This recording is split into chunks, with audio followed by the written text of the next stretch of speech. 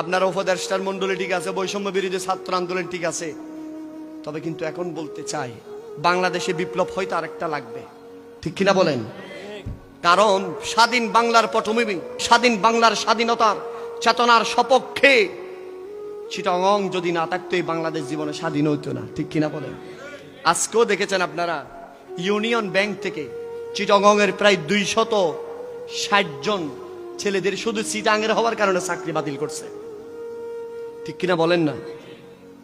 আপনারা জানেন সোশ্যাল ইসলামী ব্যাংক থেকে প্রায় 650 ছেলেকে চিটাগং, শুধু নামটা ডিস্ট্রিক্ট কোথায়, চিটাং থাকার কারণে চাকরি বাতিল করছে, প্রত্যেকটা ব্যাংক থেকে।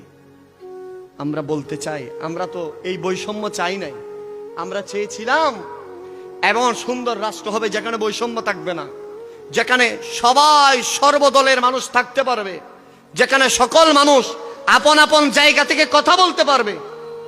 আজকে আমাদের এই চিটাগংয়ের শত শত ছেলেদের তোমরা চাকরি দেওয়ার বদলে চাকরি যে খেয়েছো, এটার বিচার হবে নি? এটা একদিন হবে। আমরা বলতে চাই যারা এখন আছেন, আল্লাহর ওয়াস্তে মেহেরবানি করে এখনো দেশের মানুষকে অন্ন দেন, বস্ত্র দেন, বাসস্থান দেন, চিকিৎসা সেবা এগুলো নিশ্চিত করেন।